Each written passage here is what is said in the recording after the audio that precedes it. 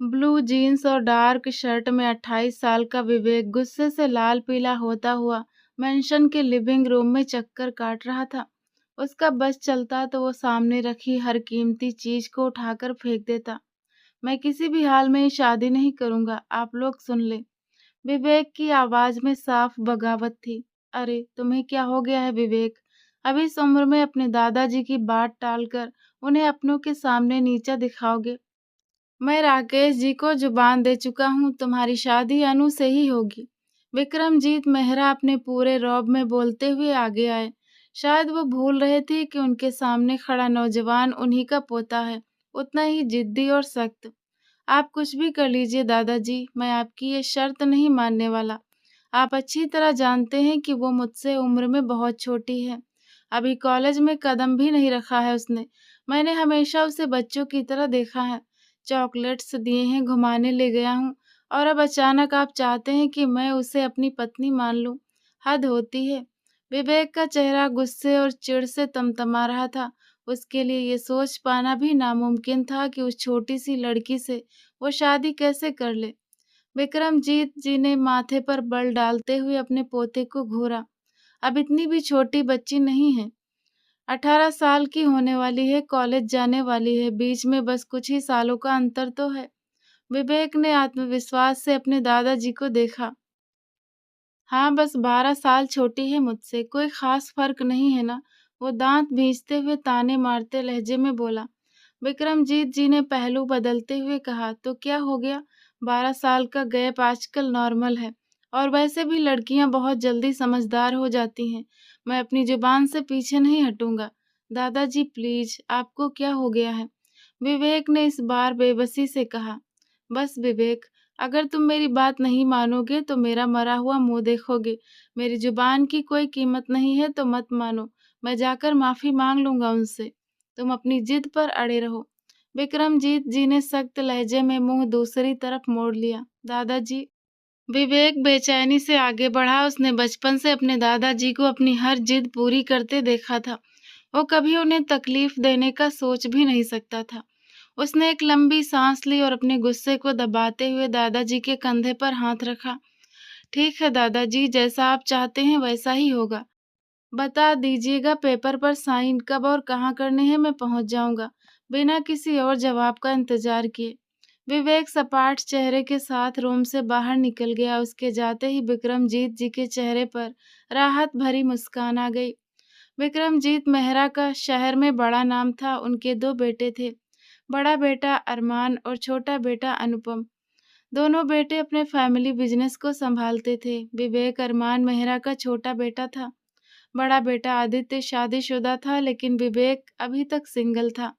विक्रमजीत जी की ख्वाहिश थी कि विवेक की शादी किसी बेहद संस्कारी और जाने पहचाने परिवार में हो। उनके पुराने फैमिली फ्रेंड और बिजनेस पार्टनर राकेश शर्मा की इकलौती बेटी थी अनु। अनु महज 17-18 साल की एक बेहद खूबसूरत लड़की थी।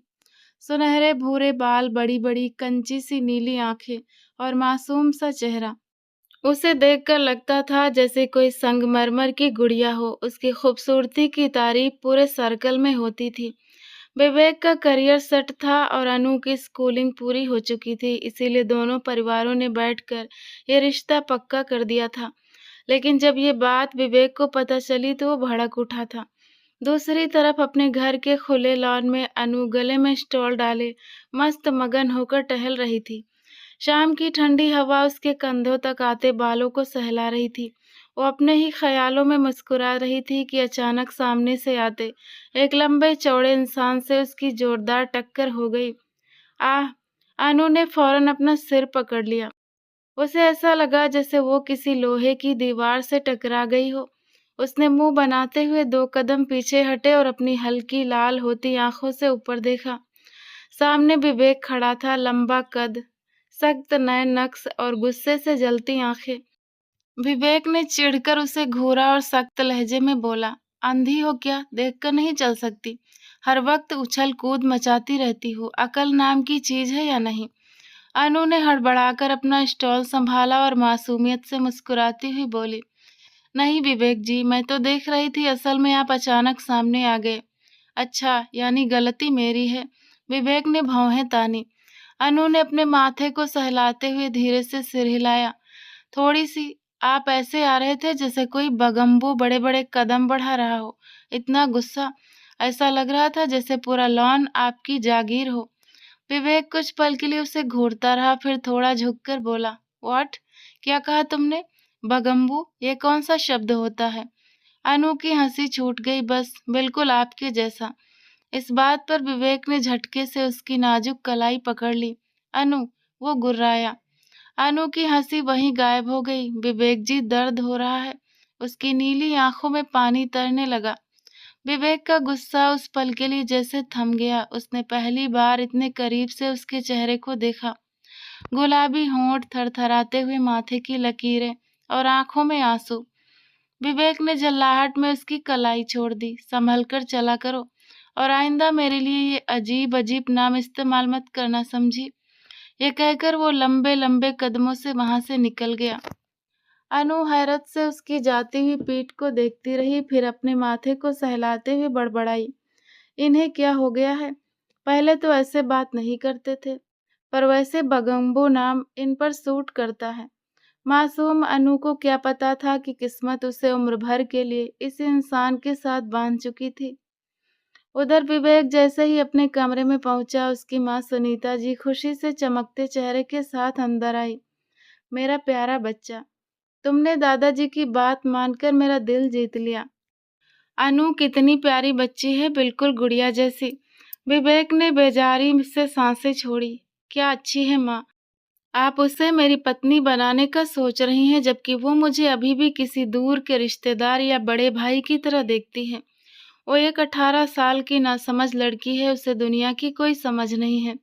सुनीता जी ने प्यार से समझाया, ऐसा नहीं कहते बेटा, वक्त के साथ सब समझदार हो जाते हैं। अनु बहुत अच्छी लड़की है, धीरे धीरे तुम दोनों एक दूसरे को समझ लोगे।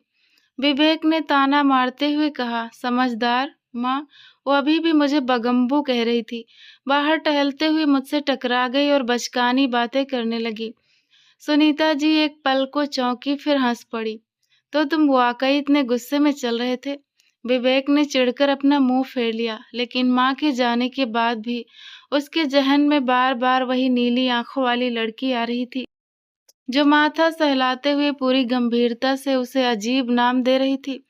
उसने सिर झटककर वो ख्याल निकालना चाहा, लेकिन कुछ चेहरे पहली ही मुलाकात में दिल के किसी कोने में अपनी जगह बना लेते हैं। दूसरी तरफ अनु के कमरे में उसकी माँ रेखा जी ने जब उसे ये बात बताई, तो अनु की आंखें फटी की फटी रह गईं। व्हाट? मेरी शादी? मैं दुल्हन बनूंगी?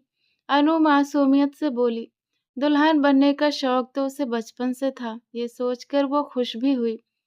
पर अचानक कुछ याद आते ही उसने माँ का हाथ पकड़ लिया। पर मम्मी, मेरा दूल्हा कौन है? वो दिखता कैसा है? उसने तो मुझे देखा भी नहीं, फिर शादी कैसे होगी? रेखा जी उसकी मासूमियत पर हंस पड़ी। अरे बाबा, तुम्हारा दूल्हा कोई अनजान नहीं है, अपने विवेक जी ही हैं। ये सुनते ही अनु के चेहरे के भाव बदल गए। अनु कुछ पूछने ही वाली थी कि उसकी माँ रेखा जी मुस्कुराते हुए बोल पड़ी, हाँ मेरी गुड़िया, विवेक ही बनेगा मेरी बेटी का जीवन साथी। क्या? विवेक जी मेरी शादी उनसे? अनु की आंखें फटी की फटी रह गईं। पर माँ, वो तो इतने बड़े हैं, हमेशा मुझे डांटते रहते हैं, और कोई लड़की अपनी ही जान पहचान के बड़े से ऐसे अचानक शादी थोड़ी ना करती है। वो थोड़ा हिचकिचाते हुए बोली। सुबह का वाकया अभी भी उसके जहन में ताजा था। विवेक का वो गुस्से वाला चेहरा सोचकर ही उसके मन में हल्का सा डर बैठ गया था। अनु भले ही थोड़ी नटखट और शरारती थी, लेकिन दिल की बेहद मासूम थी। घर की सबसे लाडली होने की वजह से आज तक किसी ने उस पर गुस्सा नहीं किया था। पर जब विवेक अपनी सख्त नजरों से उसे घूरता, तो अनु के मन में न जाने क्यों एक अजीब सी घबराहट भर जाती। रेखा जी ने उसके सिर पर प्यार से हाथ फेरा और सहलाते हुए बोली, बेटा, अब वो तुम्हें डांटेंगे नहीं, अब वो तुम्हारे पति बनेंगे, तुम्हारा ख्याल रखेंगे। लेकिन मम्मी, शादी का नाम सुनकर जहाँ नए कपड़ों और दुल्हन बनने की खुशी थी, वहीं विवेक जी के सख्त स्वभाव को सोचकर उसके छोटे से दिल में अजीब सा डर भी जाग उठा था। पति का असल मतलब क्या होता है, वो इस बात से पूरी तरह अनजान थी। हाँ, वो इतना ज़रूर जानती थी कि शादी में सुंदर-सुंदर लहंगे मिलते हैं, तैयार होना होता है और सब दुल्हन को बहुत प्यार करते हैं। बस यही सोचकर उसे अच्छा भी लग रहा था। मेरा बच्चा, वो तुमसे कुछ नहीं कहेंगे, हम सब तुम्हारे साथ हैं। रेखा जी ने उसके चेहरे की घबराहट भांपते हुए प्यार से कहा।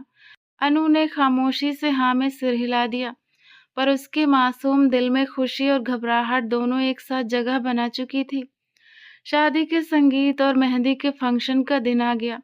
ब्लैक सूट में विवेक बिना किसी खास तैयारी के भी पूरे हॉल में सबसे अलग और अट्रैक्टिव लग रहा था। पर एक हैंडसम और सफल बिजनेसमैन था जिस पर कई लड़कियां मरती थी, लेकिन उसके गंभीर स्वभाव की वजह से कोई आसानी से इसके करीब नहीं आती थी। वो अपने बड़े भाई आदित्य के साथ गार्डन में फंक्शन के अरेंजमेंट देखने आया था। पूरे वेन्यू को ताजे गुलाब और मोगरे के फूलों से सजाया गया था। लॉन में एक खूबसूरत झूला रखा था जिसे फूलों से सजाकर दूल्हे और दुल्हन के बैठने का इंतजाम किया गया था। विवेक शांत चेहरे के साथ अपने दोस्तों के साथ झूले पर आ बैठा। तभी सुनीता जी, विवेक की माँ और रेखा जी दुल्हन बनी अनु को लेकर वहां पहुंची।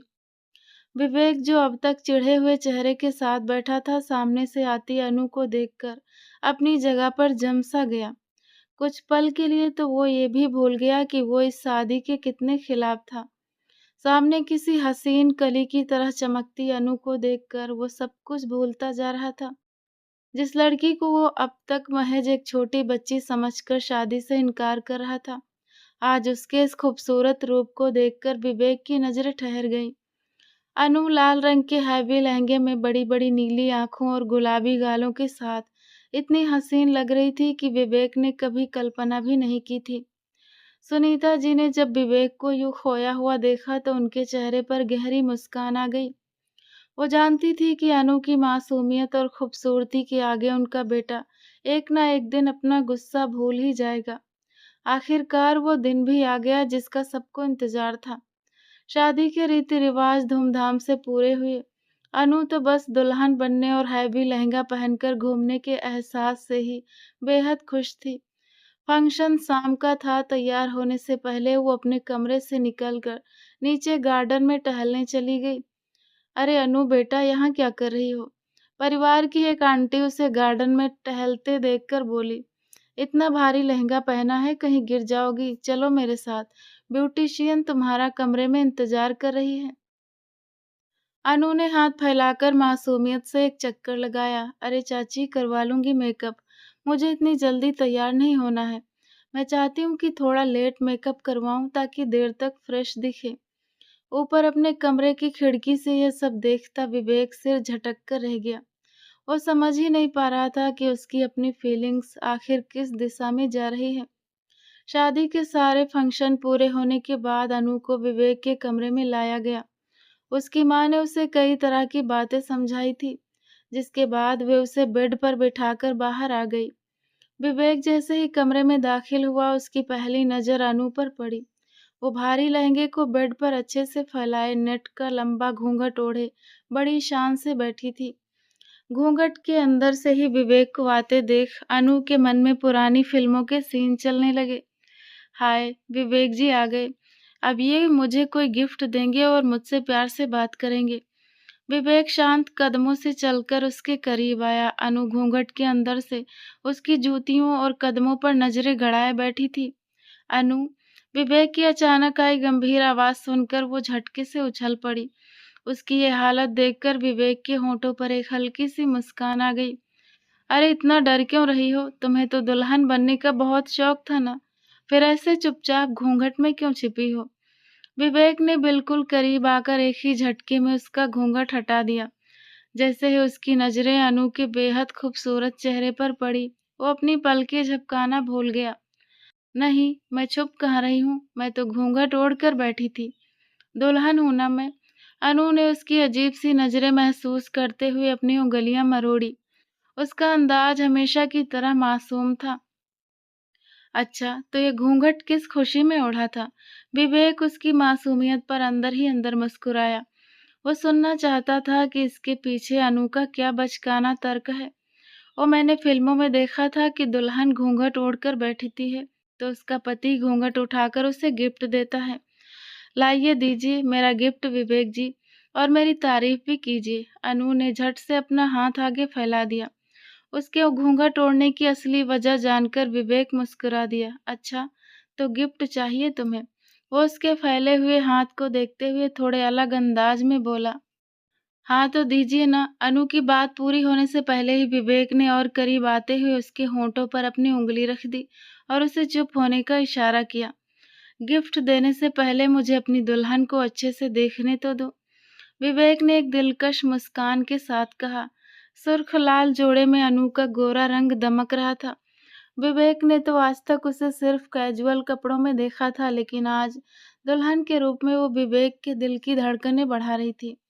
अनु काफी देर तक उसकी नजरों की तपिश महसूस करती रही, लेकिन गिफ्ट के लालच में चुपचाप बैठी रही। बस भी कीजिए, कितना देखेंगे? लाइए मेरा गिफ्ट।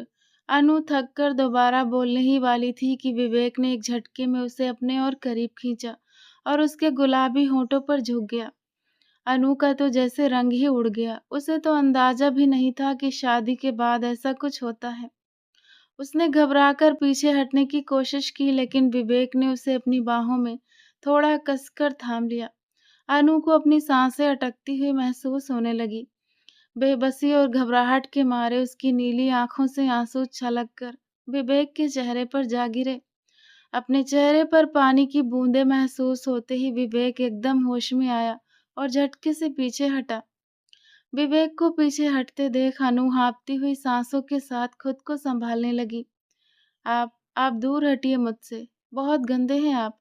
अनु ऊंची आवाज में रोते हुए अपने दोनों हाथों से विवेक को पीछे धकेलती हुई बोली। क्या हो गया है अनु, रो क्यों रही हो? विवेक ने अपने बालों में हाथ फेरते हुए उसे समझाने की कोशिश की। इसमें रोने वाली कोई बात नहीं है, पति पत्नी के बीच ये नॉर्मल है। नहीं, दूर रहिए आप, बहुत गंदे हैं आप। वो अपने होठों को पोंछते हुए रोए जा रही थी। अनु प्लीज शांत हो जाओ, पति हूँ तुम्हारा। विवेक ने उसके हाथों को थामते हुए अपने गुस्से पर काबू पाने की कोशिश की। कल सुबह मैं सबको बताऊंगी कि आपने मेरे साथ क्या किया। अनु ने रोते रोते विवेक पर जैसे धमाका कर दिया। क्या? विवेक चीख पड़ा। क्या बताओगी तुम सबको? अनु ने डरकर अपनी आंखें बंद कर ली। बोलो भी, अब आंखें क्यों बंद कर ली? क्या शिकायत लगाओगी तुम मेरी?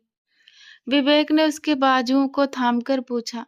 मम्मी पापा और दादाजी को बताऊंगी कि आप बहुत गंदे हैं और ऐसे जबरदस्ती करते हैं। मुझे छोड़िए, मुझे अपने कमरे में जाना है। वो हिचकियों से रोती हुई बोली। विवेक का गुस्सा और चिढ़ चरम पर पहुंच गया। हे भगवान, ये लड़की वाकई में 18 साल की नासमझ बच्ची ही है। तुम पागल हो अनु, तुम्हें अंदाजा भी है कि तुम क्या कह रही हो? विवेक झल्लाकर बोला। सुनो, खबरदार जो यहाँ से हिलने की भी कोशिश की, और अगर इतनी सी बात भी कमरे के बाहर किसी को पता चली तो मुझसे बुरा कोई नहीं होगा, समझी? विवेक गुस्से में सख्त एक्सप्रेशंस के साथ उसे छोड़ता हुआ झटके से कमरे से बाहर स्टडी रूम की तरफ निकल गया। उसके जाने के काफी देर बाद तक भी अनु वहीं बैठकर रोती रही और बार-बार अपने होठों को साफ करती रही। रोते-रोते न जाने किस पहर अनु की आंख लग गई। वो मासूमियत से उस अनजाने स्पर्श के एहसास को अपने होठों से मिटाने की कोशिश करती रही थी। जब विवेक को स्टडी रूम में उसके रोने की आवाजें आनी बंद महसूस हुई तो वो बाहर आया। सामने बेड पर आड़े तिरछे पड़े उसके वजूद पर नजर पड़ते ही उसने झल्लाहट से सिर झटका। इतनी हैवी ज्वेलरी पहनकर कौन आता है, पागल लड़की। वो उसे डांटना नहीं चाहता था, पर अनु की बचकानी बातें उसके गुस्से को और बढ़ा देती थी। बेड के पास आकर उसने नरमी से अनु के सिर पर से भारी चुनरी उतारी, फिर माथे से टीका हटाते हुए उसकी नजर अनु की सूजी हुई बंद नीली आंखों पर पड़ी। उन मासूम आंखों ने विवेक को अंदर तक झकझोर दिया था। इतनी छोटी सी उम्र में इतनी भारी ज्वेलरी। विवेक ने फुसफुसाते हुए उसकी लाल पड़ी गर्दन से भारी नेकलेस निकाला। अपनी उंगलियों से उसकी नाजुक गर्दन को सहलाते हुए उसने एक हल्का सा स्पर्श वहां छोड़ा और सारी ज्वेलरी उठाकर अलमारी में रख दी।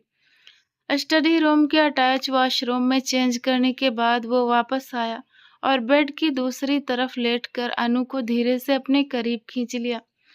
सच तो ये था कि विवेक को उससे लगाव उसी शाम हो गया था, जब उसने पहली बार अनु को उस खूबसूरत लाल जोड़े में देखा था। अगली सुबह जब कमरे में हल्की-हल्की रोशनी आने लगी तो अनु कसमसाने लगी। उसे हल्की रोशनी में भी सोने की आदत नहीं थी। आमतौर पर उस उम्र की लड़कियों को अंधेरे से डर लगता है, लेकिन अनु घर का ऐसा नमूना थी, जिसे तब तक नींद नहीं आती थी जब तक वो पूरे कमरे में अंधेरा न कर दे।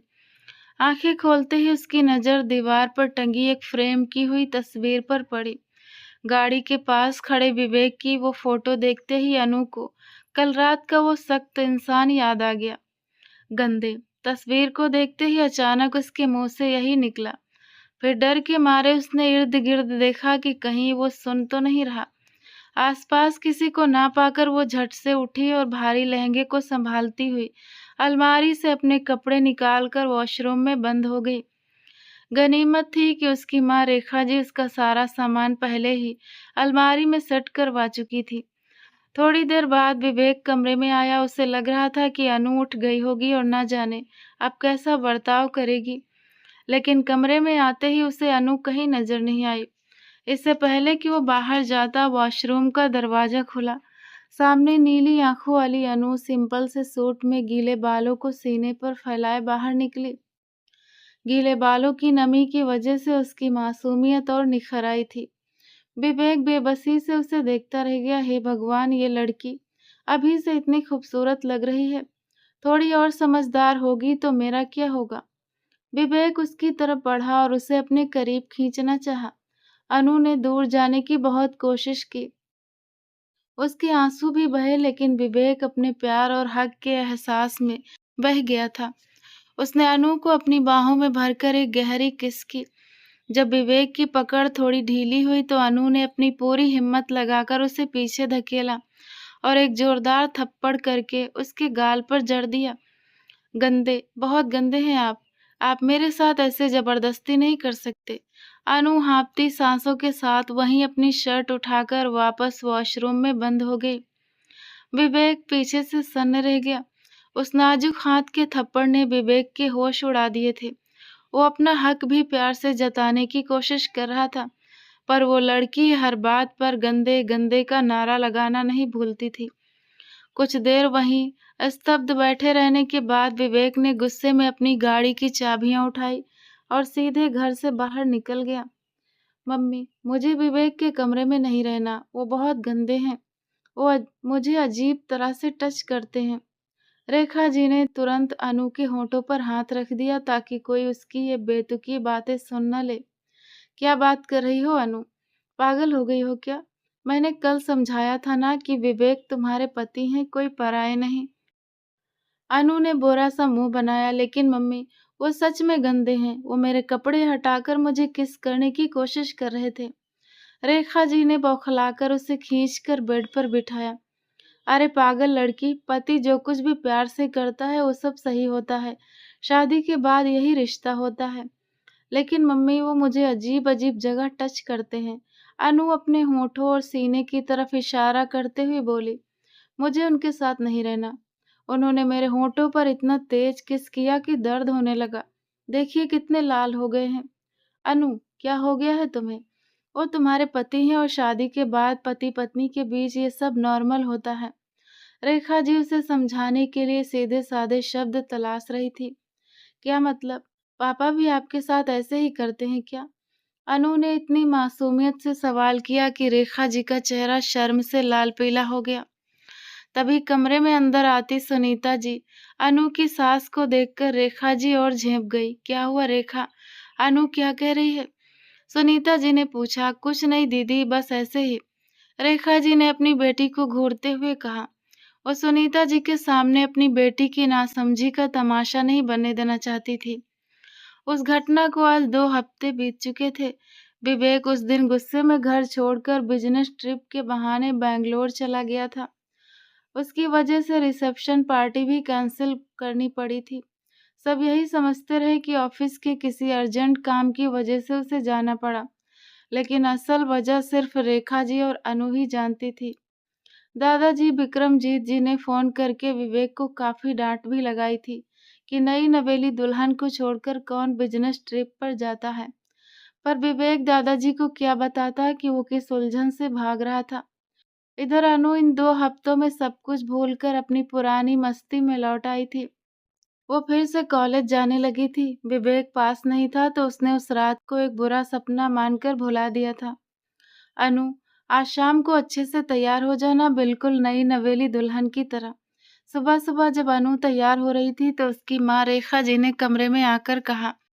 इससे पहले कि अनु पूछती कि वजह क्या है, उसकी माँ कमरे से बाहर निकल गई। दोपहर में कॉलेज की कैंटीन में बैठी अनु चाट खा रही थी, तभी उसकी दोस्त ने उससे पूछा, यार अनु, तेरी तो शादी हो गई है ना, तेरा पति तुझे रोज कॉलेज कैसे आने देता है? क्या मतलब कैसे आने देता है? मैं अपनी स्कूटी से आती हूँ। और वैसे भी वो घर पर कहाँ है? वो तो बैंगलोर गए हुए हैं। अनु ने बेपरवाह अंदाज में कहा।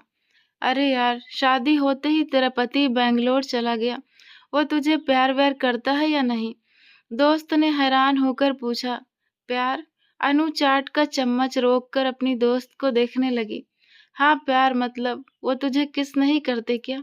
दोस्त ने थोड़ा करीब होकर फुसफुसाते हुए पूछा। अनु की आंखें फटी की फटी रह गई। किस? तुम पागल हो क्या? ये सब गंदे काम हम नहीं करते। पागल मैं नहीं, तुम हो अनु। शादी के बाद पति पत्नी के बीच ये सब बहुत नॉर्मल और रोमांटिक होता है। दोस्त उसे समझाने लगी जबकि अनु की धड़कनें ये सुनकर फिर से तेज होने लगी थी। अरे पागल लड़की, शादी के बाद पति पत्नी का एक दूसरे को छूना या प्यार करना कोई गलत काम नहीं होता। तुमने अपने पति पर हाथ क्यों उठाया? कैंटीन में बैठी मेधा ने अनु के सिर पर हल्की सी चपत लगाते हुए डांटने वाले लहजे में कहा। ना नहीं, मैंने बदतमीजी तो नहीं की। अनु डरते डरते बोली, उसकी आंखें घबराहट से इधर उधर घूम रही थी। हम यार, वो अजीब तरह से टच कर रहे थे तो मैंने थप्पड़ मार दिया। उस रात का वाकया याद करके वो रोने जैसी आवाज में बोली, व्हाट? तुम्हारा दिमाग ठिकाने पर है क्या? थप्पड़ मार दिया? बैड टच क्या होता है तुझे पता भी है? वो तुम्हारा पति है अनु। तुम्हें किसी ने इतनी सी अकल नहीं दी क्या? मेधा ने उसकी बात सुनते ही अपना सिर पकड़ लिया। उसका दिल कर रहा था कि सामने बैठी अपनी मासूम दोस्त के कान के नीचे एक लगाए। मेधा उससे 3 साल बड़ी थी और उसकी भी शादी हो चुकी थी, इसीलिए वो इन बातों को अच्छे से समझती थी। क्या क्या मतलब, मैंने क्या गलत किया? मम्मी तो हमेशा कहती हैं कोई अजीब तरह से छुए तो उसे वहीं रोक दो। अनु ने अपनी नीली आंखों से टप टप गिरते आंसुओं को पोंछते हुए कहा। अरे यार, तुझे सही से किसी ने समझाया ही नहीं, ऊपर से तेरी शादी कर दी। मेधा ने माथा पीटते हुए अपनी धीमी आवाज में पति पत्नी के रिश्ते की बातें उसे समझानी शुरू की। मेधा की बातें सुनकर अनु फटी फटी आंखों से उसे देखने लगी। हे भगवान, ये मैंने क्या कर दिया? अनु के चेहरे पर पछतावा साफ दिख रहा था। अभी भी कुछ नहीं बिगड़ा है अनु, परेशान मत हो। विवेक जी जब आए तो उनसे प्यार से सॉरी बोल देना। मेधा ने उसे शांत कराते हुए कहा। सॉरी बोलने का दुख कम, अपनी नासमझी का एहसास ज्यादा हो रहा था अनु को। पर दिल ही दिल में वो विवेक से बात करने का मन बना चुकी थी। कॉलेज से सीधे अनु अपने और विवेक के कमरे में आई। अपना बैग टेबल पर रखते ही उसकी नजर सामने रखी विवेक की कार की चाबी पर पड़ी। शुक्र है वो बैंगलोर से वापस आ गए हैं। मैं आज ही उनसे सॉरी बोल दूंगी, अनु ने खुद से कहा। फिर उसने अलमारी से कपड़े निकाले और फ्रेश होने के लिए वॉशरूम चली गई। शाम को अपनी सास की दी गई सलाह के मुताबिक वो बहुत सुंदर तरीके से तैयार होकर नीचे लिविंग एरिया में आई। जब घर की मेड ने उसे डिनर टेबल पर आने को कहा तो वो हमेशा की तरह चुलबुले अंदाज में नीचे आई, जहां घर के बाकी लोग खाना खा रहे थे। अरे आ गई मेरी बच्ची, आओ बैठो खाना खा लो। पर्पल पिंक सूट में अनु को खड़ी देखकर उसकी सास सुनीता जी ने प्यार से कहा। अनु मुस्कुराती हुई उसके सामने वाली कुर्सी पर बैठ गई, लेकिन उसका ध्यान अभी अपने बगल वाली कुर्सी पर नहीं गया था। ये राइस ट्राई करो अनु, मम्मी बहुत टेस्टी बनाती हैं। बिल्कुल पास से आई आवाज पर अनु ने झटके से अपनी प्लेट से सिर उठाया। सामने विवेक बैठा था और अपने साथ बैठी एक बेहद खूबसूरत मॉडर्न लड़की की प्लेट में खाना सर्व कर रहा था। अनु की आंखें फटी की फटी रह गई। वो निवाला वहीं छोड़कर दोनों को देखने लगी। विवेक उस लड़की की प्लेट में कुछ न कुछ डाल रहा था और वो लड़की मजे से खाना खा रही थी। पिंक ड्रेस में खुले सिल्क बालों वाली ये लड़की दिखने में काफी हसीन लग रही थी। ये कौन है? क्या विवेक जी ने दूसरी शादी कर ली? अपनी ही सोच पर अनु की नीली आंखें आंसुओं से भर आई। ये तो मेरी तरफ देख भी नहीं रहे और घर में सब इतने शांत क्यों हैं? विवेक काफी देर से अनु की नीली आंखें खुद पर महसूस कर रहा था, पर वो जानबूझकर उसकी तरफ नहीं देख रहा था। नजर मत लगा देना, बहुत हसीन है ये। विवेक ने अनु की तरफ देखे बिना प्लेट में खाना डालते हुए बेहद धीमी आवाज में कहा। अनु का दिल टूट सा गया। मम्मी जी, मेरा पेट भर गया। वो रोना सा मुंह बनाकर एक ही निवाले में कुर्सी से उठ खड़ी हुई। अरे अनु बेटा, तुमने तो कुछ खाया ही नहीं। पीछे से रेखा जी और सुनीता जी की आवाजें आई, पर वो बिना कुछ सुने भागते हुए अपने पुराने कमरे में चली गई। काफी देर तक अनु बिस्तर पर लेटी रोती रही। जब सास पूछने आई तो उसने सिर दर्द का बहाना बना दिया। मैं अपना सामान उस कमरे से ले आती हूँ। अब तो वहां उसकी दूसरी बीवी रहेगी ना। अनु ने आंसू पोंछते हुए सोचा। वो कपड़े ठीक करके बालों को समेटकर अपने और विवेक के कमरे की तरफ बढ़ी। कमरे का दरवाजा खुला था। विवेक सोफे पर बैठा लैपटॉप पर अपना काम कर रहा था। अनु बिना कुछ बोले उसकी नई बीबी को ढूंढने के इरादे से कमरे में दाखिल हुई और अलमारी की तरफ बढ़ गई। विवेक ने एक नजर उसे देखा, फिर चुपचाप अपने काम में लग गया। अनु गुस्से में अलमारी से अपने सारे कपड़े निकालकर बेड पर रखने लगी। फिर नीचे वाले दराज से एक बड़ा बैग निकाला और उसमें कपड़े ठूंसने लगी। विवेक हैरान नजरों से उसे देख रहा था।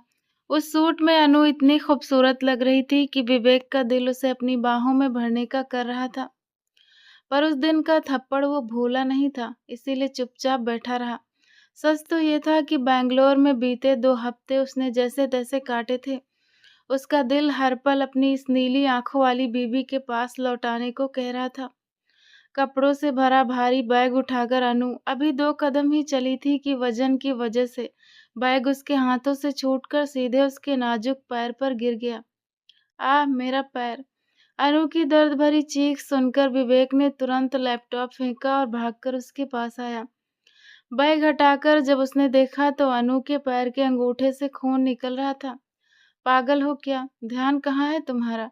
इतना भारी बैग उठाकर कहाँ जा रही थी? विवेक गुस्से और चिंता में चिल्लाया। मेरा मेरा पैर! खून देखकर अनु और जोर से रोने लगी। 1 मिनट रुको, मैं अभी आया। विवेक तेजी से फर्स्ट एड बॉक्स लेने गया। विवेक को इस तरह परेशान होकर भागते देख अनु और जोर से रोने लगी। पैर के दर्द से ज्यादा उसे विवेक की दूसरी शादी का गम सता रहा था। विवेक तुरंत पट्टी और क्रीम लेकर आया और अनु के पास घुटनों के बल बैठ गया। उसने अनु का नाजुक पैर अपने घुटने पर रखा और बहुत आराम से जख्म साफ करने लगा। आराम से, दर्द हो रहा है? अनु की कराह सुनकर विवेक के हाथ रुक गए। बस मेरी जान, कुछ नहीं हुआ, अभी ठीक हो जाएगा, विवेक ने बेहद प्यार भरे लहजे में फुसफुसाते हुए कहा और पट्टी बांधने लगा। मेरी जान! विवेक के मुंह से ये शब्द सुनते ही अनु उसे देखने लगी। लेमन कलर की शर्ट में माथे पर बिखरे बालों वाला विवेक किसी राजकुमार जैसा लग रहा था, जो नीचे बैठकर उसके पैरों की पट्टी कर रहा था। तभी अनु को फिर से नीचे टेबल पर बैठी वो लड़की याद आ गई। याद आते ही वो दोनों हाथों से मुंह ढककर जोर जोर से रोने लगी। विवेक एकदम बौखला गया। अरे अनु, क्या हुआ? ज्यादा दर्द हो रहा है क्या?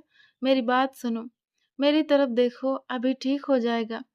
विवेक सब कुछ भूलकर झट से खड़ा हुआ और अनु को अपनी बाहों में भरकर सीधे सीने से लगा लिया। बस मेरी जान, रो मत, सब ठीक है। वो उसे गोद में उठाकर बेड की तरफ ले गया। विवेक अनु को बेड तक ले आया। बस अनु, बिल्कुल नहीं रोना, पैर का दर्द ठीक हो जाएगा। उसे इस तरह तकलीफ में रोते देख विवेक का दिल पिघल रहा था। उसके माथे पर अपने होंठ रखते हुए वो अनु को चुप कराने की कोशिश करने लगा। अनु उसके इतने करीब होने और इस नरम रवैये पर घुटती हुई आवाज में रोने लगी। जब मुझसे इतनी मोहब्बत करते हैं तो दूसरी शादी क्यों की? वो मुंह फुलाए मन ही मन रोए जा रही थी।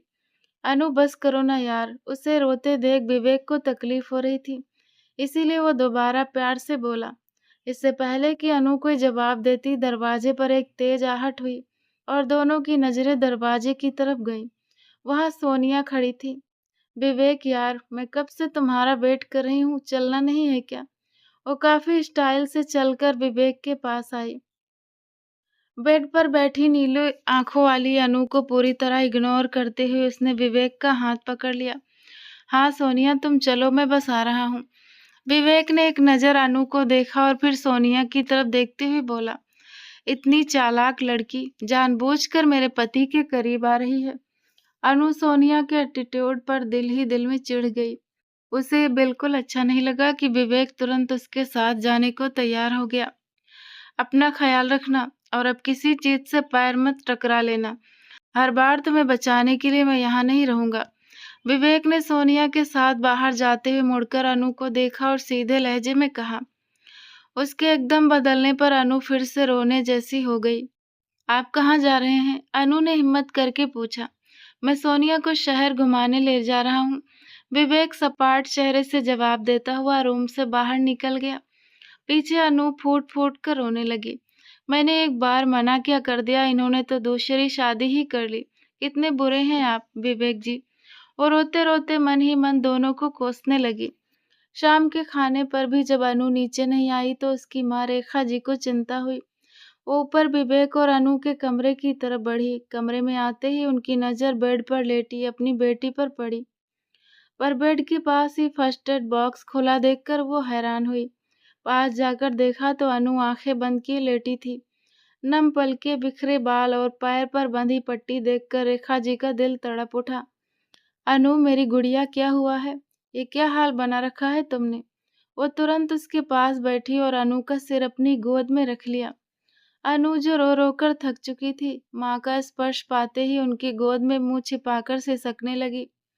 मम्मी, इन्होंने मुझे धोखा दिया है, इन्होंने दूसरी शादी कर ली और आप लोगों में से किसी ने इन्हें नहीं रोका। अनु क्या हो गया है तुम्हें? पागल हो गई हो क्या? क्या बोले जा रही हो? किसने शादी कर ली? रेखा जी ने घबराकर पूछा। मम्मी बस कीजिए, मुझे सब पता चल गया है। विवेक जी ने उस छिपकली जैसी लड़की सोनिया से शादी कर ली है, इसीलिए उसे घर लेकर आए हैं और अब उसे पूरा शहर घुमाने ले गए हैं। रोते रोते अनु अपने मन में बनाई कहानी कह गई। उसकी बात सुनकर रेखा जी का दिल किया कि अपनी इस बुद्धू बेटी का सिर पकड़ ले। बिना सोचे समझे खुद ही कहानियां बना लेने की अनु की इस आदत से वो हमेशा परेशान रहती थी। और मेरी इस बेवकूफ बेटी को ये किसने बता दिया कि विवेक ने सोनिया से शादी कर ली है? रेखा जी ने ताने मारने वाले अंदाज में कहा। तो क्या उस लड़की का नाम सोनिया है? अनु गुस्से में दोनों हाथों की मुट्ठियां भींचती हुई बोली। अनु हद हो गई है, तुम्हें किसने कह दिया कि वो उसकी पत्नी है? तुम्हें पता भी है कि वो कौन है? विवेक जिस इंटरनेशनल प्रोजेक्ट के सिलसिले में बेंगलोर गया था, वहाँ यूके से कुछ फॉरेन क्लाइंट आए थे। मीटिंग के बाद उनके बॉस ने अपनी बेटी सोनिया की इंडिया घूमने की ख्वाहिश बताई। सोनिया पहली बार यहाँ आई थी, उसके पापा को अचानक इमरजेंसी में वापस जाना पड़ा, इसीलिए विवेक की जिम्मेदारी थी कि वो मेहमान का ध्यान रखे। कल परसों तक वो वापस अपने देश चली जाएगी। व्हाट? मतलब विवेक जी ने दूसरी शादी नहीं की? अनु रोते रोते अचानक हंसने लगी। रेखा जी अपनी इस पगली बेटी को देखती रह गई। Thank you mummy, thank you. आपने कितनी बड़ी खुशखबरी दे दी।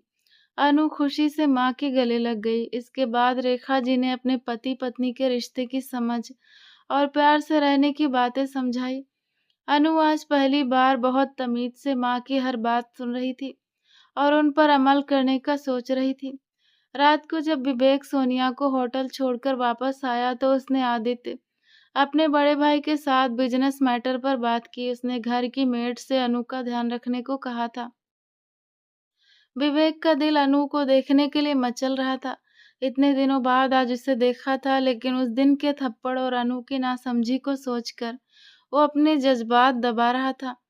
उसने मेड से कहा कि आज रात अनु के साथ उसी के कमरे में सो जाए, क्योंकि वो खुद काम के सिलसिले में फार्म हाउस जा रहा है। अनु अपने कमरे में बैठी विवेक का इंतजार कर रही थी। तभी मेड अपना बिस्तर लेकर कमरे में आई। अरे, आप इस वक्त यहाँ? अनु ने हैरान होकर पूछा। जी छोटी बहू जी, बड़े साहब ने कहा है कि आज साहब काम के सिलसिले में फार्म हाउस पर रुकेंगे और देर हो जाएगी, इसीलिए मैं आपके पास सो जाऊं। मेड ने आदरपूर्वक कहा। ये सुनते ही अनु की आंखें भर आई। मतलब वो मुझसे इतने नाराज हैं कि मेरे पास ही नहीं आना चाहते। वो बिस्तर में मुंह छिपाकर रोने लगी। दूसरी तरफ विवेक पूरी रात फार्म हाउस पर बेचैनी से गुजारता रहा। बार बार उसकी नीली आंखों वाली बीबी का रोता हुआ मासूम चेहरा उसकी आंखों के सामने आ रहा था। सुबह होते ही विवेक से रहा नहीं गया और वो गाड़ी निकालकर सीधे मेंशन अपने कमरे की तरफ चल दिया। जैसे ही उसने कमरे में एंट्री ली, सामने अनु बेड पर बेखबर सोई हुई थी, जबकि नीचे फर्श पर मेड सो रही थी। विवेक ने पहले मेड को जगाकर बाहर भेजा। मेड के जाते ही विवेक बेड के पास आया। अनु के पास झुककर कोहनी के बल बैठते हुए उसने भारी लहजे में कहा, मेरी नींदें उड़ाकर ऐसे बेखबर कैसे सो सकती हो अनु? विवेक की नाराजगी तो बेंगलोर जाने के तीसरे दिन ही खत्म हो गई थी। वो तो अपनी इस नासमझ बीबी को थोड़ा वक्त देना चाहता था। उसने अनु के गालों और माथे पर अपने होठों का एक हल्का सा स्पर्श छोड़ा और उसकी खुशबू को खुद में समेट लिया। फिर उसकी नींद खराब न हो, इसीलिए चुपचाप उठकर फ्रेश होने चला गया। शाम को अनु अलमारी में अपने कपड़े देख रही थी। वो विवेक के लिए अच्छे से तैयार होना चाहती थी, जैसा कि माँ और उसकी दोस्त मेधा ने समझाया था। तभी उसका ध्यान अलमारी के सबसे ऊपरी शेल्फ पर रखे एक गिफ्ट पैक पर गया। ये क्या है?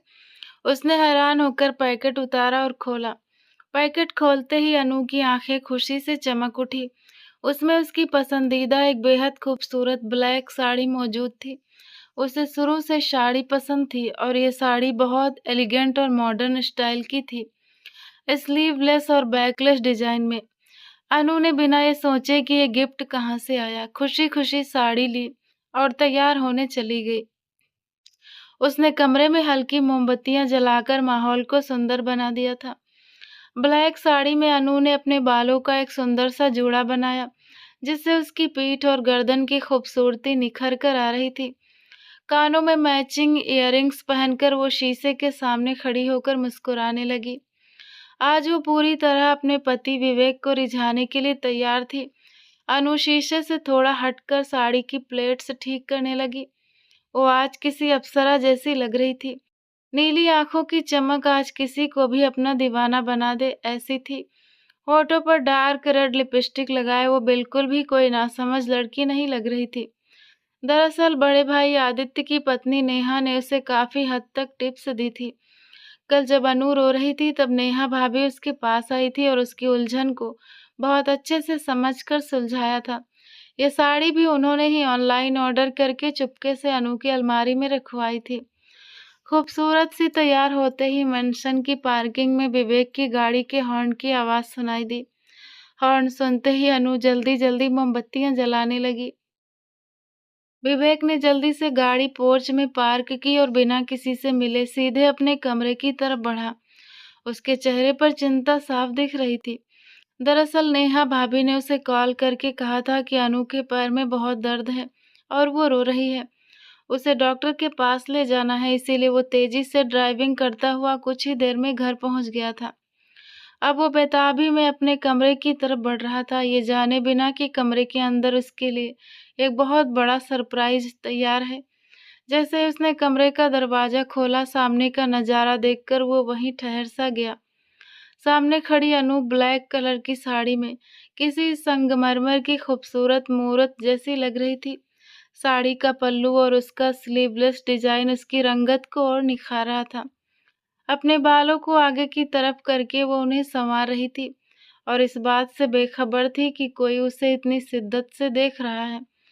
बाल सुलझाने के बाद अनु ने सीने पर साड़ी का पल्लू ठीक किया और शीशे में देखते ही खुद ही शर्मा गई। आज वो हर हाल में अपने पति विवेक को मनाने के मूड में थी। तभी उसकी नजर शीशे में दिख रहे विवेक के अक्स पर पड़ी। विवेक जिस दीवानगी से उसे देख रहा था, वो नजरें अनु को शर्माने पर मजबूर कर रही थी। उसने शर्माकर झट से अपनी नजरें झुका ली। तभी विवेक शांत कदमों से चलता हुआ सीधे उसके ठीक पीछे आ खड़ा हुआ। तुम कितनी हॉट लग रही हो अनु। विवेक ने उसके करीब आकर बेहद धीमी आवाज में फुसफुसाते हुए कहा, ब्लैक कलर तो वैसे भी मेरी कमजोरी है, लेकिन तुम पर ये रंग कुछ ज्यादा ही जच रहा है। अब अगर मैं खुद को रोक ना पाऊं तो तुम ये मत कहना कि मैं गंदे काम करता हूँ। उसकी कमर पर हल्के से अपनी उंगलियों का लम्स छोड़ते हुए विवेक ने कहा, तो अनु ने शर्माकर अपना चेहरा हाथों में छिपा लिया और धीमी आवाज में बोली, नहीं, वैसी बात नहीं है। तब तो मैं नासमझ थी ना, मुझे पता नहीं था कि पति का छूना और प्यार करना कोई गंदा काम नहीं होता। वो तो प्यार होता है। विवेक ने मुस्कुराते हुए अपनी आईब्रोज उठाई। वो अनु को देख रहा था जो शर्म से लाल पड़ रही थी। उसका रुख अपनी तरफ करते हुए विवेक ने उसे अपनी बाहों में भर लिया। अच्छा, तो फिर क्या आज मुझे अपनी बीवी को प्यार करने की इजाजत है? विवेक ने उसके कंधे से साड़ी का पल्लू थोड़ा खिसकाते हुए कहा। उसकी नजरें अनु की तेज होती धड़कनों पर जा ठहरी। अनु शर्म के मारे उससे सिमटने लगी। बहुत हसीन लग रही हो यार। विवेक फुसफुसाते हुए उसके होंठों पर झुक गया। इस बार अनु ने भी अपने नाजुक हाथों को विवेक के गले में डाल दिया। विवेक उसके होठों की मिठास में खोता चला गया और अनु भी पूरे दिल से उसका साथ दे रही थी। अनु का ये बदलाव विवेक की दीवानगी की ओर बढ़ा रहा था। वो खुद को रोक नहीं पाया। उसने अनु को अपनी बाहों में उठाया और बेड की तरफ बढ़ गया। अनु ने शर्माते हुए खुद को छिपाना चाहा तो विवेक ने उसके दोनों हाथों को थाम लिया। नहीं मेरी जान, आज मैं तुम्हें बिल्कुल भी छोड़ने के मूड में नहीं हूँ। तुमने मुझे खुद दावत दी है, अब बस मेरा साथ दो। विवेक ने प्यार भरे लहजे में कहा और एक बार फिर उसके होठों, गर्दन और कंधों पर अपने प्यार की छाप छोड़ने लगा। अनु की तेज होती धड़कनें उसे और बेकाबू कर रही थी। तभी विवेक ने हाथ बढ़ाकर डिम लाइट ऑन की और कमरे के माहौल को और रोमांटिक बना दिया। अनु ने विवेक के गले में बाहें डालते हुए खुद को पूरी तरह अपने पति के हवाले कर दिया। जैसे जैसे रात बीत रही थी, उन दोनों के बीच की सारी दूरियां और गलतफहमियां खत्म हो रही थी। खिड़की से आती चांद की रोशनी उनकी इस नई शुरुआत और प्यार की गवाह बन रही थी।